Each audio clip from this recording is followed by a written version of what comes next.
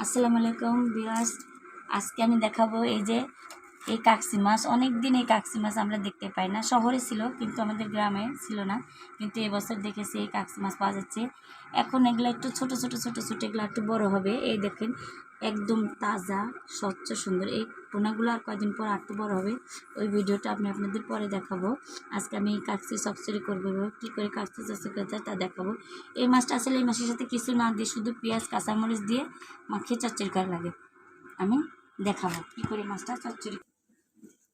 এই যে এখানে আমি এখন আদা রসুন পেঁয়াজ আছে সামান্য পরিমাণে দিব। তারপরে অল্প পরিমাণে লবণ,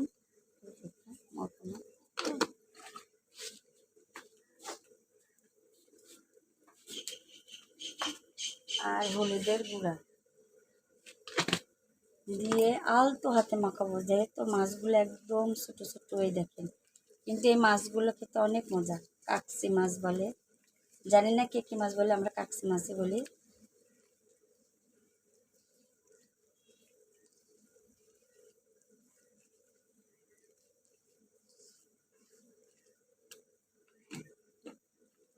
হালকা পানি দিব, বেশি পানি দিব না।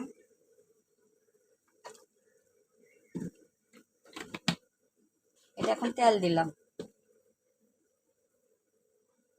হলুদ কম আছে।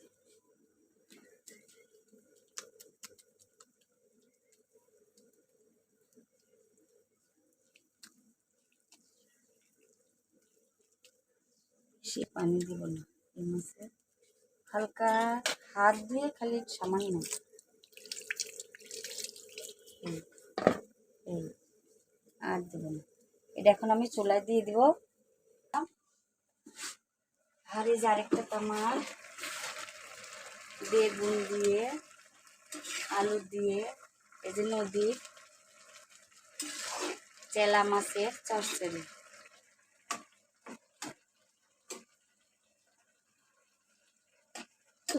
হ্যাঁ, আর এটা কাকসি মাছের চচ্চড়ি। এটা নামানোর পর আপনাদের সাথে আবার দেখাবো।